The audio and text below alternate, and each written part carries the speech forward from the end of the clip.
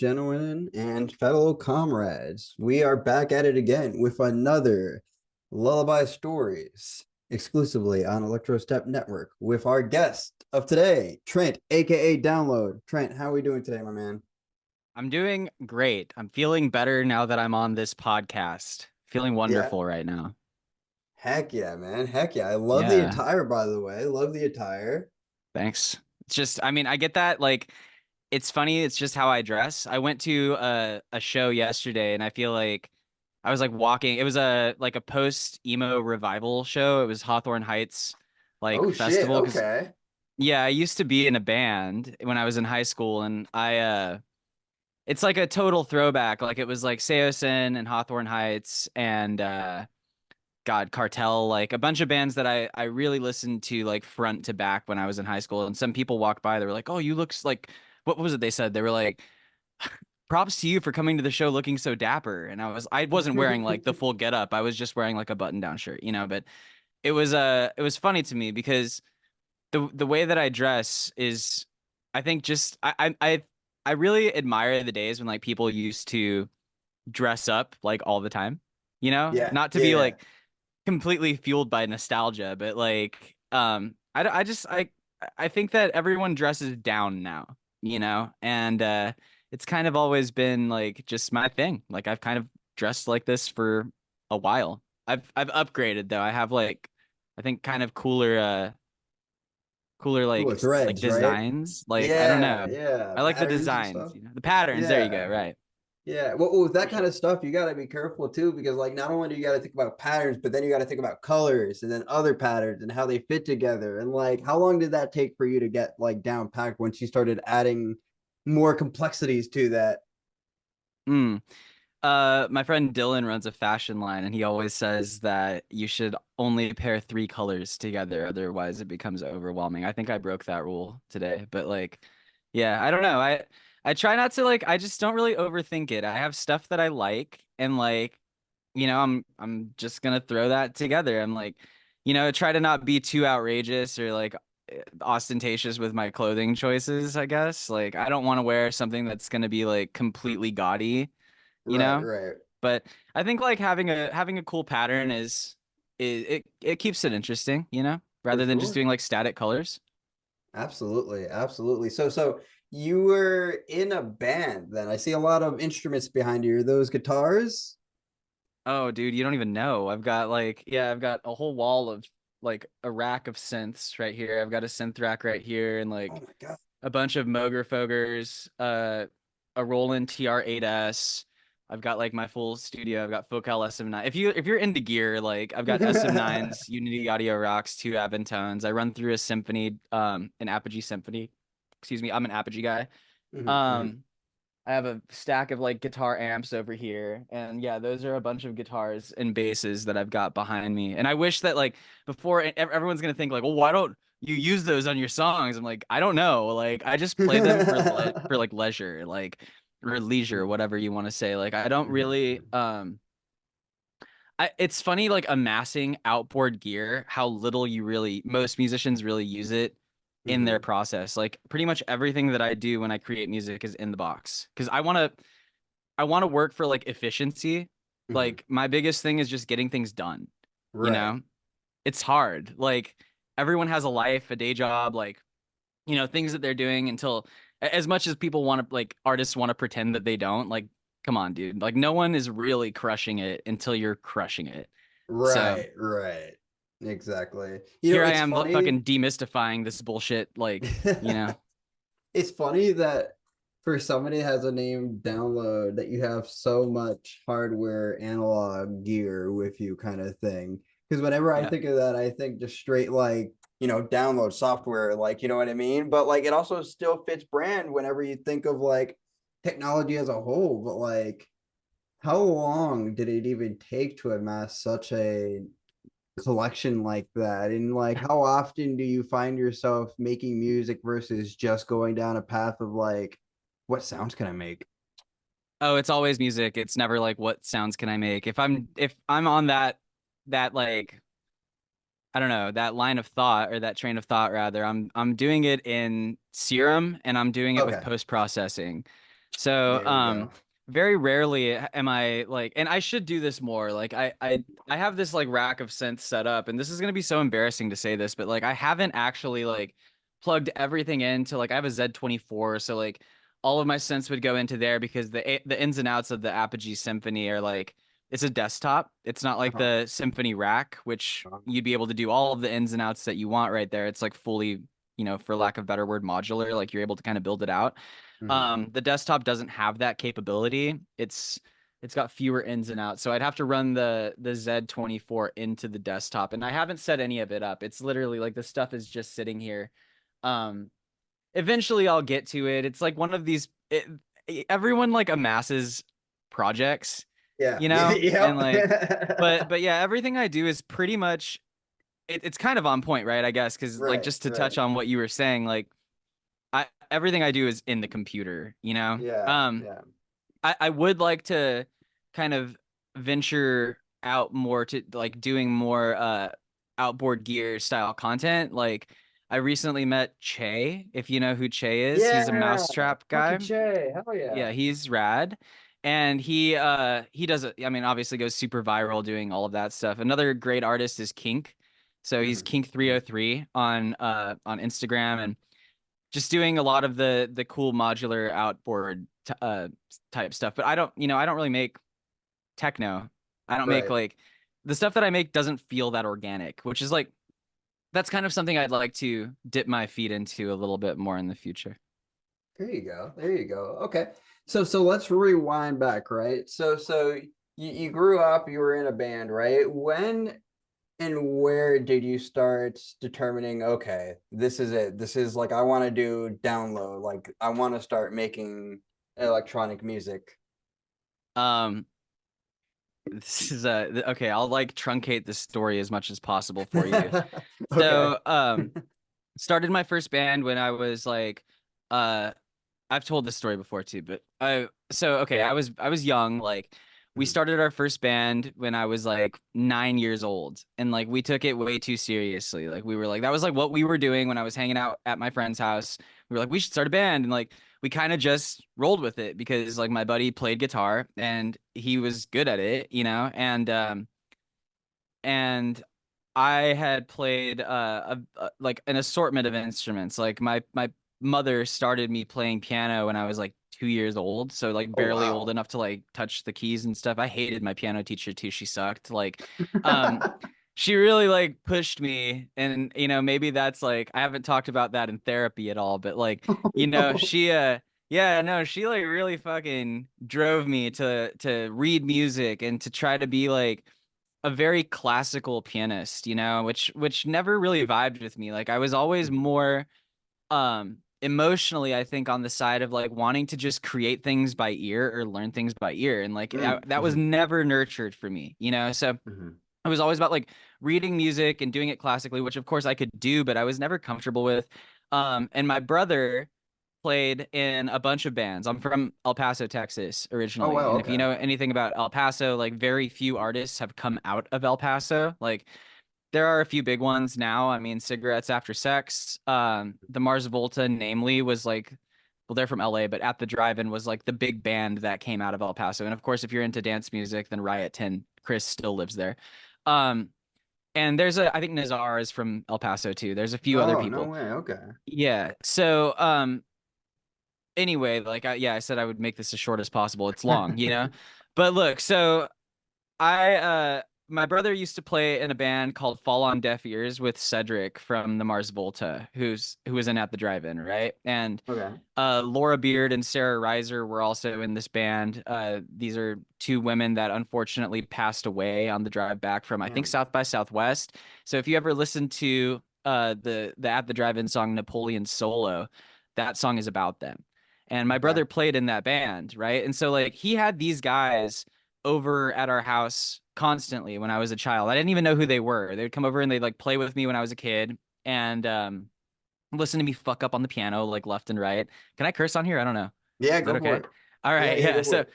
sorry, I'm just like trying to be myself here. But No, yeah, go so for they it. Go would for it.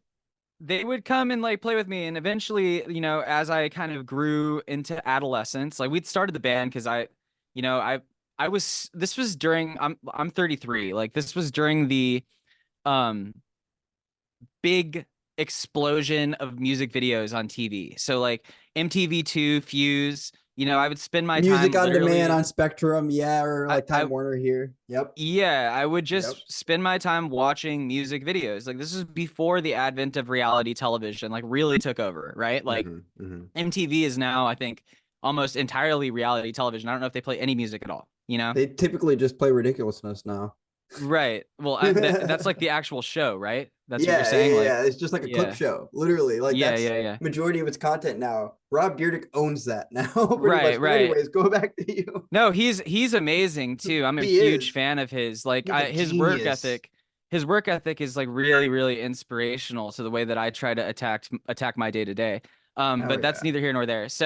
Um, so yeah, I mean, like I was super into music videos and all this stuff, and like I'm saying like I was 9 years old and like hanging Mhm. out at my friend's house, and we were like, why don't we like let's be a band, you know? Yeah. And we started doing it, and we started like writing music together, and I just remember how like cool that felt, like my friend Kabir and I were like just doing the thing, and then we would like recruit other people to be in the band, and some would work and some wouldn't, and it was like now I realize, like retrospectively, we were running a business like before the age of 15. Like by the time I was 15, we had recorded with like Justin Leah, who for El Paso is a big deal. Like he worked at Sonic Ranch and like he uh he had won Grammys, right? For like doing Cannibal Corpse and working with Oh shit. Ministry and like yeah, and he was recording us, which was crazy, and Kabir's Yeah. mom was like a doctor, she was paying for this. So um yeah, at the time we had been through like many different bases,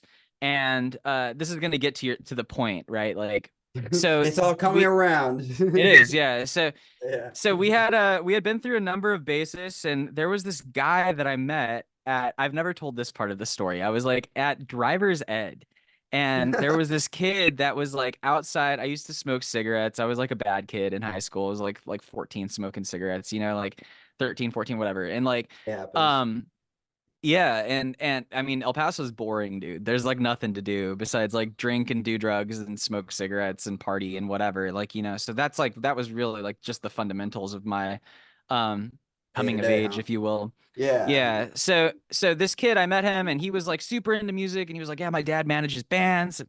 His dad was just for lack of a better word, just like a fucking doofus. Like, but we were kids. We didn't know any better. And like we trusted this guy. And we brought this guy Brandon into the band and he became a good friend of ours, but Brandon had a lot of problems. He did hard drugs, like, Oh. and he was only a year older than me. He was like barely 16, he was like had a job at Whataburger where he was working just insane fucking hours. Like that should have been illegal. They should not be working a 16-year-old on graveyard shift. Like that's fucking crazy, But God. so here's like where the story takes a turn, right? Like we were recording with Justin. We were doing an EP, which was like some of the best music that we had made. I mean, when we look back at it, it's like just okay, whatever. And I sang in the band, by the way. I don't know if I mentioned that. But but yeah, so like we won this competition to play the El Paso leg of this tour called Taste of Chaos, which was like the emo Warped Tour. Like Kevin Lyman from Warped Tour through this as well. And it was like we played with the Used and 30 Seconds to Mars and Holy Seosin shit. and Chiodos and like a bunch of these bands, right? Yeah. And we had played big shows too. Like we'd played with like Sugar Cult and Megan Dia and All Time Low, and like we were like direct Wow. support for all of these bands. And we were fucking 14 and 15 years old, So No way. yeah, yeah, it was cool. But so yeah, Brandon, we got this. So we were recording, and then I got this text while I was in my biology class where his dad messaged me and was like, "Brandon killed himself today." And Whoa. Brandon, yeah. So I mean, like, he killed himself, man. Like he had a problem, and not to get too deep into it, but I didn't believe it when I got the text message, and as it turned out, yeah, I mean, I attended his funeral. That was like my first time dealing with death you know Mhm. like really like it was very real, like seeing your friend in the coffin and being like, what the fuck, like how could this be like a thing. Yeah. um but yeah, so our band like did this. We had a stand-in bassist play with us, super talented guy named Ryan. forget his last name. Ryan Carroll. He played with us at Taste of Chaos, and then we did a farewell show at this place that no longer exists, I don't think, to my knowledge, in El Paso. It was called the House of Rock and Roll. It was like a scummy fucking bar, dude. Like that was like my come up, man. In the times when I should have been like at home playing video games, or like most people are just like fucking around doing whatever, you know, like I was playing in bars to people that were in the military, like offering to Mhm, buy us beer at 13, 14 years old, you know. mhm, mhm. And we were fucking crushing it, you know, like we played this goodbye show and wrecked shit. Like we tore that fucking place up. It was sick. Um, but we couldn't keep the band together because we had like kind of lost we lost, not that, I don't know if Brandon was really, I would say that he was like a central unit or like a cornerstone of the band or whatever, because Mhm. you know he wasn't there from the beginning, but he definitely had that personality where he was always like, we're gonna make it, like we're gonna go on tour, we're gonna do this shit, you know, and like having that Mhm. driving force, that supporting element is like so fucking important when you're in music, because like Yeah. no matter how old you are, you begin to doubt yourself. Like I've known that personality, that voice like within me for most of my life, you Mhm, know? mhm. And so now I don't really have conflict with it, but you know, we couldn't keep the band together, and I had started hanging out with another group of friends, you know? So these guys like to party, like they like to take mushrooms and like, you know, hang out at my buddy's house in his back. He had a huge back pasture in his house or whatever. And Oh, no so way. I went and I saw Benny Benassi, and Oh, what? I this was like pre-Satisfaction dropping. Oh Because my God. I had there was a place called Club 101, which is still around, I think, in El Paso. It's been around forever. And like we had played there as a band. And I was like, oh, I'm gonna go and see this DJ, like whatever, this like DJ shit, you know? And this was like 2006, you know? So like, you know, Satisfaction had kind of just like started popping off, and like maybe it was like I had maybe heard it or whatever, but like I went and holy shit, like Benny Benassi fucking tore it up. I ended up dancing with this girl like all night long. And I was like, this Nice. is the best. Like I was like, I didn't take drugs or anything. I was like, this is just like the best feeling I've ever had. Like the music was so loud, and like having that connection was Yeah. awesome. I was like, this is something that you can do. Like, holy shit, you know, from an audience perspective. And Yeah.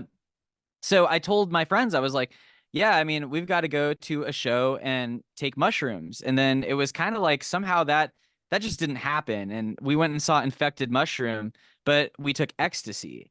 So instead of like, yeah, we found it there, which was like, it was, you know, not, Not ideal. no, not, and not, like, remember, this is in El Paso. So like, this is not, it was not clean or safe or like, Yeah.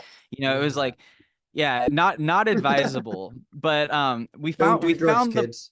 don't do drugs. Yeah, I mean, we found the pills at the club, right? And like took them. And it's a funny story, right? So because you asked how I got into this, right? And so like Yeah. so we took the pills there, and then I remember like starting to feel it, The and come then up. they come up and they're like, "This is our last song. Thank you so much." And I was like, "Wait, what the fuck?" Like, Oh you know, keep it no. going. Like, what's the deal, you know? But we had found the pills so late that Mm. we and I don't mind telling this story. Like I Mhm, think that mhm. some people like really kind of withhold like, oh, I've done drugs or whatever. Like I'm sober now, by the way. I've been sober for over like from drugs for over a decade, but like Right for on, 8 years man. from everything else. But so I don't mind telling these stories. But yeah, so we left the club and ended up listening to like fucking God, it was like Sander Van Dorn and Gareth Emery, and like I was a big Above and Beyond fan when it was like Trance Around the World, Yeah. and Bass Hunter was like huge, right? So like Space Hunter. listened to Bass Hunter in this guy's car driving like way too fast. And so reckless, like retrospectively thinking about this, but fuck, it was the time of my life. Like it was very formative for me. So we must have done that, you know, I feel like we did that hundreds of times after that. And then eventually it just got to a point where I was like feeling very empty.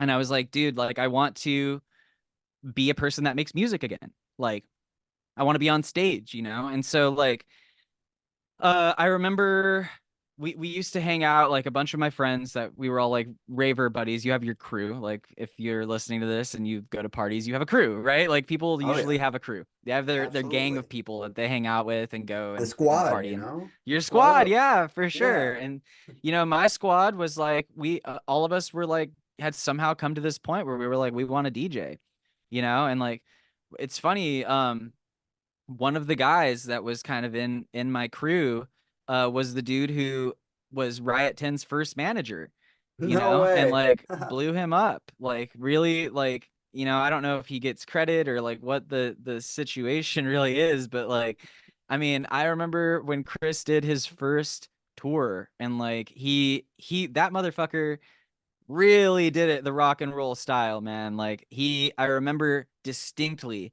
he drove across the United States, probably playing for nothing, you know, playing these like very divey venues.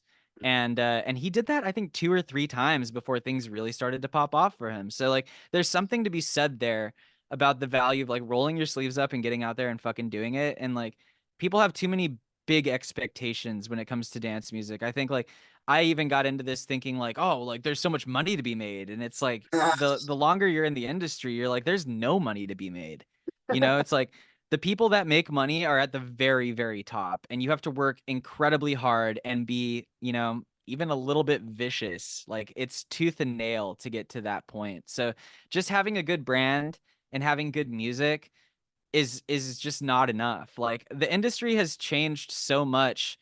I'll get off my soapbox right now, but it's changed so much to where like I'm at right now, like where people are at right now. And like for anyone listening to this that's like, hey, I want to be a DJ or like I want to do this or whatever, like make sure that you're 1,000% comfortable with being a content creator because that's what everyone is. Like it's the only way that you're really going to make your way into the business is by creating content and you know that's organically fueled, like things that are interesting that people can get behind and want to share, you know. And that's like kind of my struggle right now is like even with my brand, I create things and I'm like it's not shareable enough, it's not good enough, like, you know. So that's like my journey right now. But the great thing about that, like the upside for everyone listening, is like you have all of the power in your hands. Like you're fully capable of creating things and putting them out like that you don't have to pay for. Like you can just create content and put it out, and if it hits, it hits, and if it doesn't, it doesn't, you know? And it's like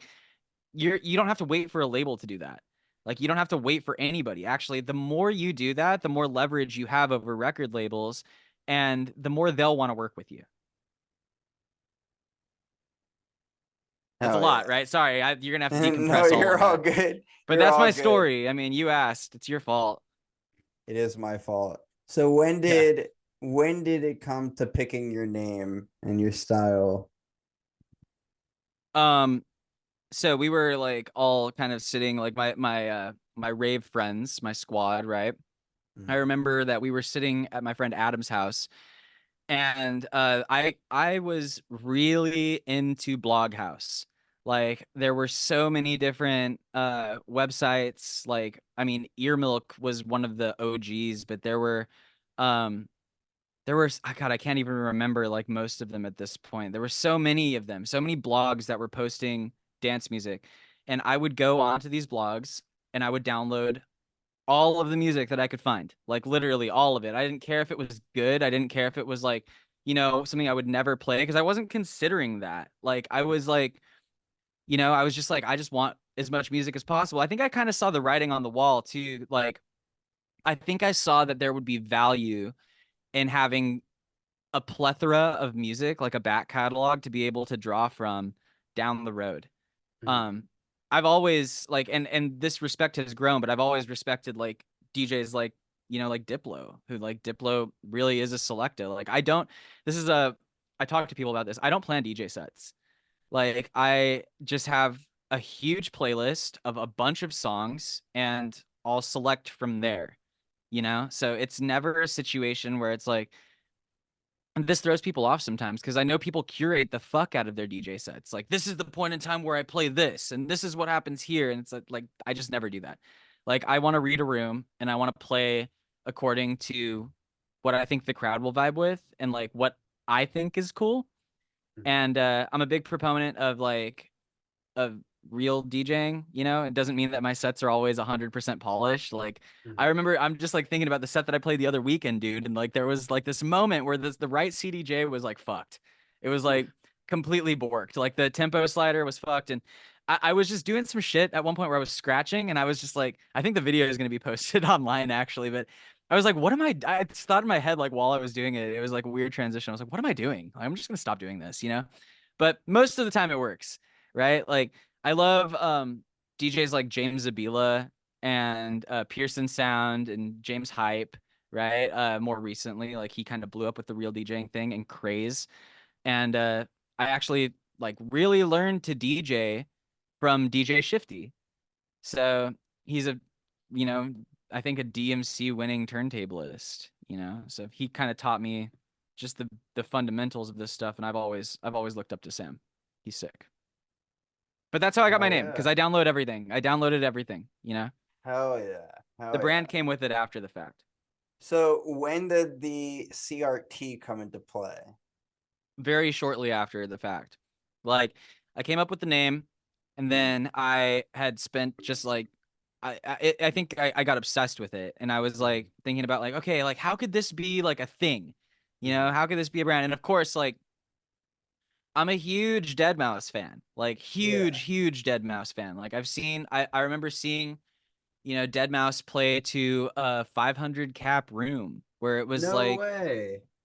dude, I'm old. Like this was a weird point in time in dance music. Like I saw Steve Aoki play to like a tiny room. Um I forget the name of that club in El Paso, but like yeah, I mean I saw Cascade there. I saw Ferry Corsten. Like these were it was a tiny room, dude. Tiny. It was crazy. Like you would never think that these artists would be playing in a place like that because they're fucking huge now. They played like 30,000 people, you know, Right, right. um but yeah, no, I mean, Dead Mouse was hugely influential to me. And I was like, of course, I was like, how do I do something like that? Like, Hmm. you know, because to me, the mouse head, like, it spoke volumes, right? Without actually saying that much. And my mom died in 2011, right? And Oh. so, like, I, um, I was like kind of, I'm throwing curveballs here, but like I was kind of Yeah. lost for a You're period of like, oh time. wow. Okay, And go ahead. Sorry. yeah, no, it's all good. And you know, I had the idea for the branding with the computer and all of that stuff, but that really all came together in 2011, Mhm. right after my mom passed, because I got super into reading comics. I'm a huge DC Comics fan, and like I love the stories. Like I have a DC, what is it, Ultimate or Infinite subscription or whatever. Like I'll read comics from Hell time to yeah. time on my phone. Hell Um, yeah. and Marvel, I love the movies, but yeah, Mhm. I mean, anyway, so I kind of was like, look, like I'm a big Batman fan, Mhm. and there's like never been a situation where like you have um a comic book character that you can come and see in real life. Like the only way that Mhm. you can do that is like going to a place like Disneyland or like going Mhm. to a place like, you know, Six Flags kind of does it, but not very well. Mhm. And Mhm. I'm also a Universal. huge Disney fan. So like after my mom died, I went to Disneyland for like an absurd amount of time. Like absurd, bro. Like I inherited money and I blew it in the dumbest way possible. I went and stayed at fucking Disneyland because like my parents separated when I was like 6, and I the feel only like that's the memory that I smartest have, way. no, it's It's better. terrible, bro. Don't. It's better than like I don't know, just hookers and blow, right? Yeah, At I least didn't you're know how somewhere to do wholesome. that though. I wasn't on the hookers and blows stage, you know? So I gotcha. um yeah, I mean, I guess you're right, but it was still a very frivolous way of spending money. It wasn't like I could have put that money into like something that would have made me probably set for life now. Like and it's not Mhm. objectively speaking, it was I didn't inherit that much money. So like people getting the idea Fair. like, you know, it's what were you like, Could did you have blow spent it hundreds on of millions? Bitcoin, bro. I'm just kidding. You I'm know, just kidding. yeah, for sure. But yeah, look, so I went to Disney and I stayed there for like kind of an absurd period of time. And the thing that I had noticed while I was there is like, I was like recapturing bits of my childhood because I was mourning, dude. Like I was very close to my mom, and like people make irrational decisions when they're mourning. Like that's Mhm. just Mhm. what happened, you know? So, but while I was there, it was constructive because I kind of got like a little bit of an inside, like a deeper view into the way that they had constructed the storytelling element into a real life situation. And to me, I wanted to make that tangible with my project as well. You Mhm. know, not to Mhm. say that I've done that, but like that's how the computer head kind of came to be. And you know, there were different iterations of it, but I wanted to make it something that was like very real. Oh yeah, man. Oh yeah. Well, I'm glad that, and that's something that I always like to look back on my life too. Like, yeah, there's some shitty times, but like there's also some crazy amount of growth and building that can happen in those times as well, kind of thing. You know what I mean? Like the amount of stuff, like had that not happened, those catalysts that created you to who you are today not happen, we wouldn't be right here, kind of thing. You know what I mean? For sure. No, yeah, I think that everything happens for a reason, 100%. But I also think that bad things have to happen in your life for you to Hmm. appreciate the good things. So, Absolutely. you know, that's like kind of a weird Yeah. take, but that's like the way that that's what I've like, I don't know, conned myself into, I guess, in order to I wouldn't be say it's a con happy, you because, know? like, think of it this way: like, you have to have rainy days in order for the grass to grow, right? You know, I like that, like, yeah. right? Yeah, Like, you gotta have both, right? you There's a gotta have reason why both. there's Yeah, like there's yin and yang, there's black and there's white, right? And so like literally your nails. that's yeah, exactly, right? So like there's good and then there's like bad and they don't exist without each other. And so like you have to embrace those kind of things. Mhm. I feel like I've So we talked got. so much. I feel bad. I No, kind of just it's like all good. derailed your whole like there's like 8 minutes left of this podcast. I'm It's like all literally good. just me ranting the whole fucking time. Like Trent, shut up, dude. You need two No, but hours with now me, bro. now people are gonna actually get to see what kind of music what does download sound like, I Mm, guess in this sense. So I'm gonna go ahead and pull it up on the screen here with these last couple of minutes here. okay. Um It's my to share Chapel Rowan screen. remix. I make a lot of different music, by the way, guys. So, Uh, oh, there we nice. go. You have Can you the see this? Camelot wheel right there. Yes. All Nice, right, can dude. you see this? I can see it. Yeah. All right. Do we have a specific part that we want to Just do start at? the. Why don't you do the second drop? That one's fun. Right around here, start Yeah, here. that's cool. Go ahead. Let's see where that starts us out at. Okay. All right, that'll switch. There we go. All right. Um I believe in you.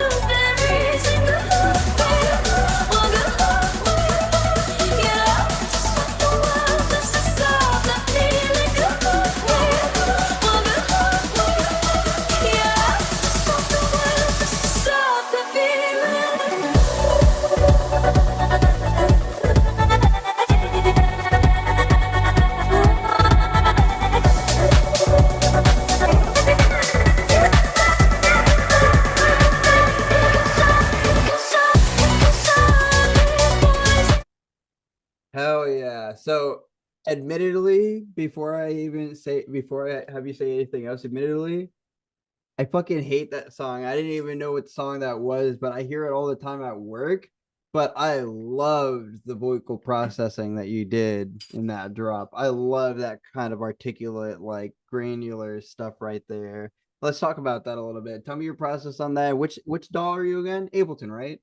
Yeah, it's just Yeah, transcates, man. Billionaire. I'm just like I'm obsessed with vocal transcates. Like you hear a lot of artists doing that. It's very like fashionable right now, you know. And I see like you have like a Raggedy Ann behind you. Why don't we talk about that? No, I'm just kidding. Raggedy Ann. Oh, it's Yeah, actually there's a like Chopper toy from it's One Piece. It's either Chopper that's showing through my green screen or it's my blue or red Mario hat that's oh on. nice. It's I don't know cool. if you It's like like it was One like popping Piece. up and saying hi, Right. like behind you. You like Um, One Piece? I haven't watched it. No, it's a show, right? Yeah, yeah. I haven't watched it. It's Okay. is it anime? It's the same age as me. I'll put it that way. Yeah, that's how long But it's been going on. Is it Yeah, anime it's though? It's anime. Yeah. okay. Yeah, I should check it out. I just finished Attack on Titan. Attack on Titan was sick. Like I didn't Fuck realize how yeah. fucking good that show was until I dived in, bro. Like my friend Bobby and I were watching it at the same time and I was like messaging him like, "Holy shit, can you So believe this shit?" so get this, the creators of that show they're working on the One Piece remake.